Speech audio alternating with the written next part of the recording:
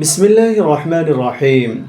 হযরত আবু যর রাদিয়াল্লাহু তাআলা আনহু হতে বর্ণিত আছে যে একবার শীতকালে হযরত নবী করিম সাল্লাল্লাহু আলাইহি ওয়াসাল্লাম বাহিরে তাশরিফ আনিলেন। তখন গাছ হইতে পাতা ঝরিয়া পড়িতেছিল। তিনি গাছের একটি ডাল ধরিলেন, ফলে উহার পাতা আরও বেশি ঝরিয়া পড়িতে লাগিল।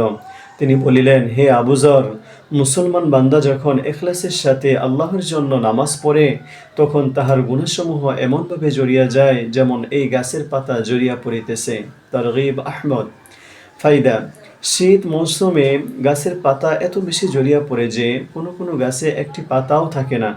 নবী করিম সাল্লাল্লাহু আলাইহি ওয়াসাল্লামের পবিত্র ইরশাদ হইল, ইখলাসের সহিত নামাজ পড়ার ফলও এইরূপ যে নামাজ আদায়কারীর সমস্ত গুনাহ মাফ হইয়া যায়, একটিও বাকি থাকে না।